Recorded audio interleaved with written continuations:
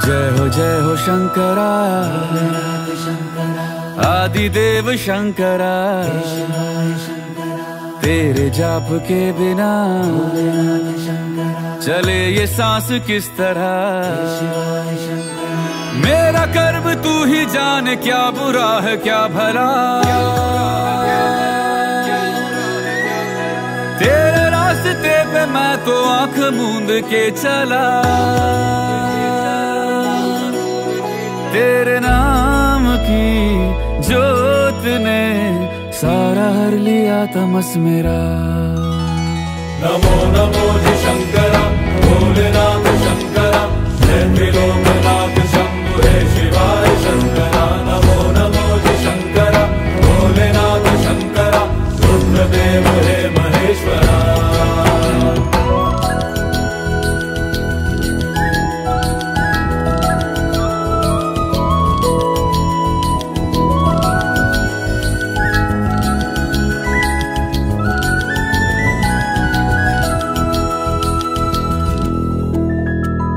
सृष्टि के जन्म से भी पहले तेरा वास था। ये जग रहे या ना रहे,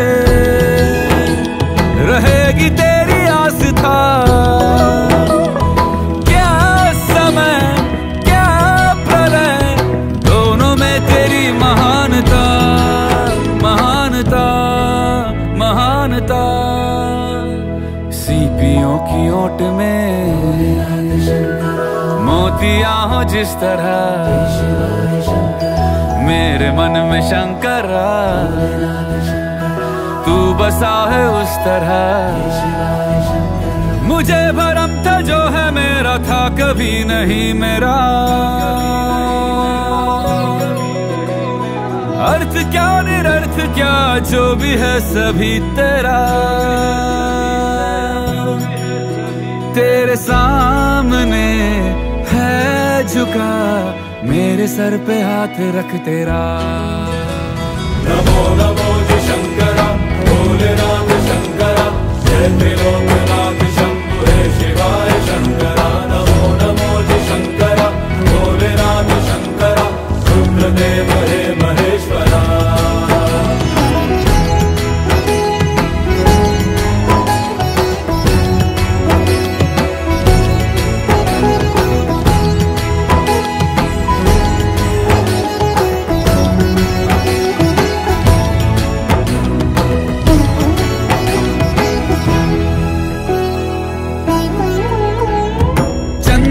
ललाट पे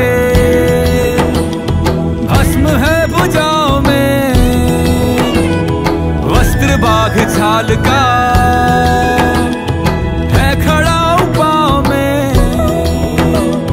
प्यास क्या हो तुझे, गंगा है तेरी जटाओं में जटाओं में जटाओं में। दूसरों के वास्ते तू सदैव ही जिया, मांगा कुछ कभी नहीं, तूने सिर्फ है दिया। समुद्र मंथन का था समय जो आ पड़ा, द्वंद्व दोनों लोक में विषामृत पे था छिड़ा।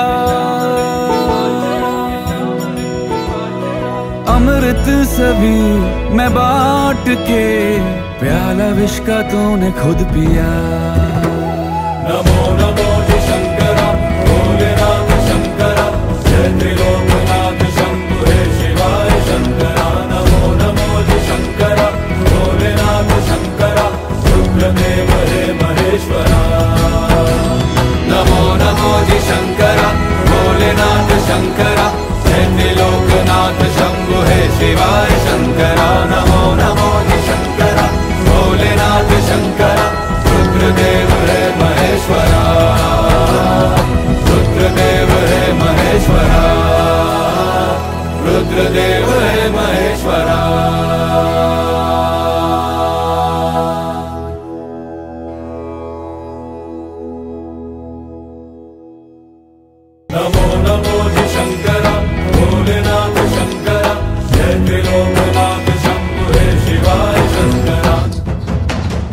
कि ये गौरवशाली भूमि अनेक कथाओं और प्रसंगों से भरी हुई है। अतीत के बहुत सारे सुने अनसुने किस्से देश के प्रत्येक हिस्से में फैले हुए हैं।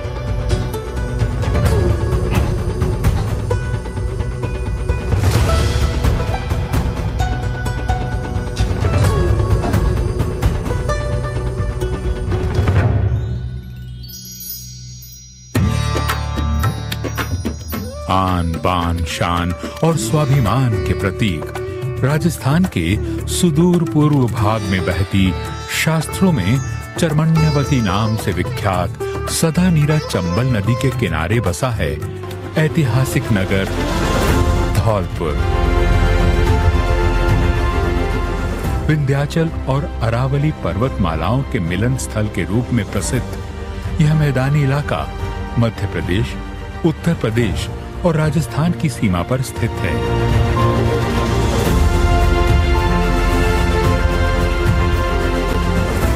यहाँ धरोहरों में एक ऐसी विरासत भी है जिसे देखकर गर्व और रोमांच का पूर्व अनुभव होता है। सुंदर मंदिरों से घिरा यह पवित्र कुंड महान सूर्यवंश के महापराक्रमी राजा मुचुकुंद के नाम से जाना जाता है।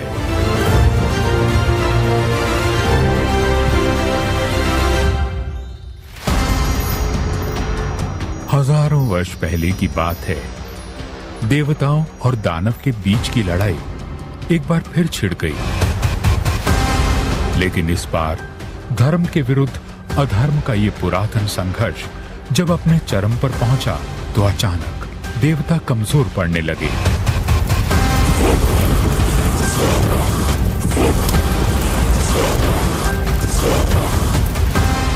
स्वर्ग के सम्राट देवराज इंद्र बहुत भयभीत होकर भागे भागे पृथ्वी पर पहुंचे महाराज मुचुकुंद के पास, जिनकी अद्वितीय वीरता पूरी पृथ्वी पर प्रसिद्ध थी। मुचुकुंद को कोई मनचाहा वरदान मांगने के लिए कहा।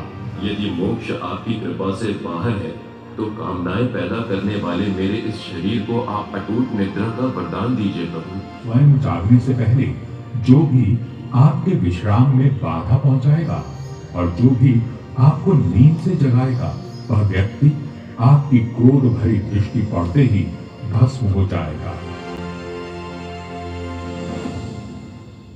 यह अनोखा वरदान प्राप्त करने के बाद महाराज मुचुकुंद विश्रांति में मग्न हो गए। समय चक्र घूमता रहा और संसार ने त्रेता युग की समाप्ति के बाद द्वापर युग में प्रवेश किया।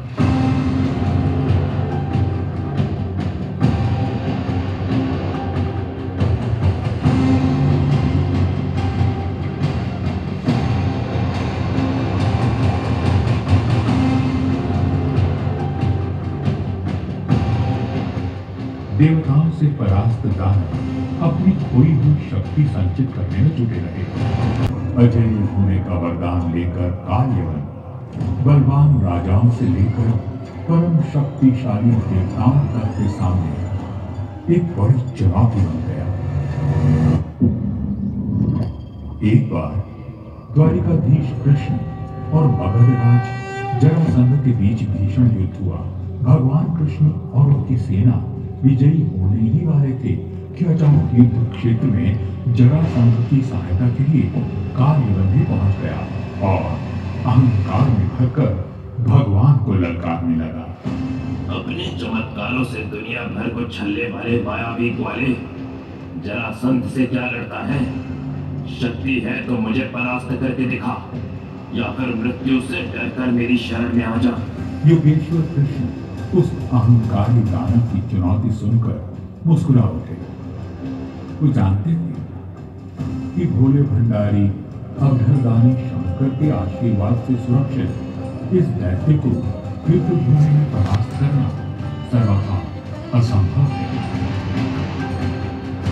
पूरी पृथ्वी की मुक्ति के मार्ग को एक युक्ति सूझी। श्री कृष्ण रथ से उतरे और रण छोड़कर भागने लगे। भगवान की लीला को अपनी विजय समझकर अहंकारी में चूर काल्यवन कृष्ण के पीछे दौड़ा।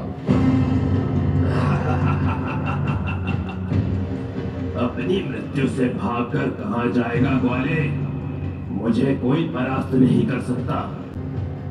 श्री कृष्ण ने मुचकुंद को अपने पीतांबर से ढक दिया। कालिया ने सोचा कि कृष्ण सोए हैं और उसने पीतांबर को इस तरह खींचा कि मुचकुंद बेहद गुस्से में जाग उठे। मूर्ख, तेरा इतना दुस्साहस! और इस प्रकार कुटिल अविवेकी अहंकार को स्थिति प्रज्ञ सात्विक विवेक ने बड़ी सहजता के साथ पराजित कर दिया।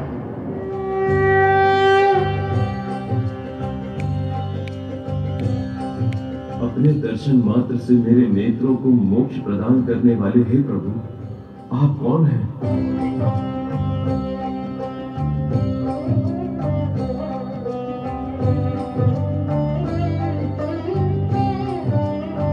अपने अलौकिक विराट रूप का दर्शन देकर मोक्ष के लिए युगों से प्रतीक्षा कर रहे महाराज मुचकुंद को भगवान कृष्ण ने पंचकुंडीय यज्ञ करने का आदेश दिया।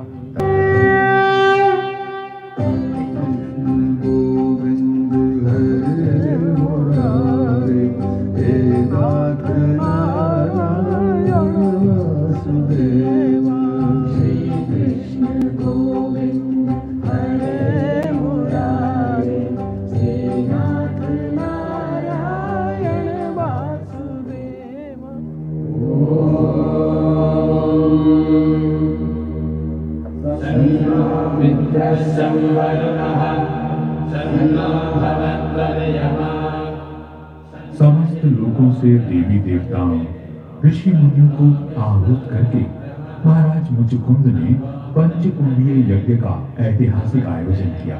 ऋषि पंचमी के पवित्र दिन इस यज्ञ की पूर्णाहुति के बाद योगेश्वर कृष्ण से आज्ञा लेकर महाराज मुचकुंद तपस्या के लिए गंधमादन पर्वत की तरफ निकल पड़े। यज्ञ के समापन के बाद युगों युगों से चली आ रही इस महान कथा का साक्षी यह यज्ञ क्षेत्र एक तीर्थ स्थान बन गया।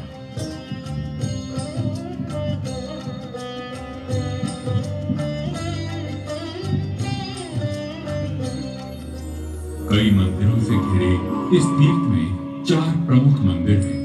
हर मंदिर का अपना इतिहास है। आराधना के हर केंद्र की अपनी अनोखी कहानी है।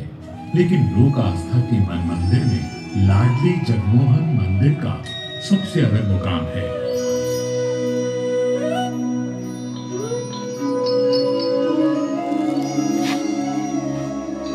मुचकुंद के पूर्वी दक्षिणी दिशा की ओर स्थित यह मंदिर वास्तुकला का बेजोड़ नमूना है। इस विशाल मंदिर में लाल पत्थरों की खूबसूरत कारीगरी दर्शनीय है। इसमें प्रयुक्त पत्थर धौरपुर का स्थानीय पत्थर है, जिसे धौरपुर स्टोन के नाम से जाना जाता है।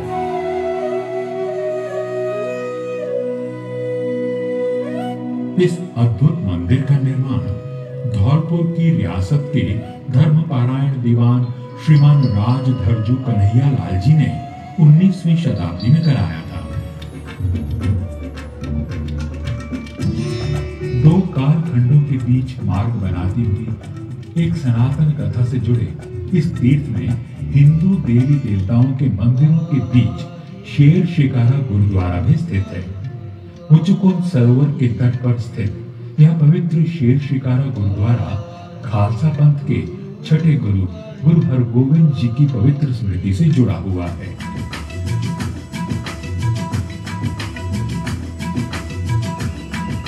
प्रतिवर्ष ऋषि पंचमी और बलदेव छठ के अवसर पर यहाँ एक विशाल मेला लगता है।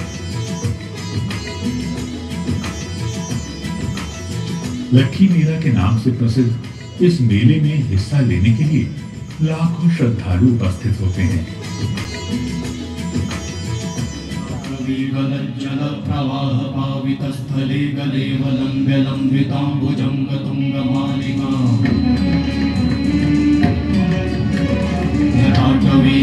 जल प्रवाह पावित स्थले गले वलंब्य लंबितांबुजंग तुंग मालिका।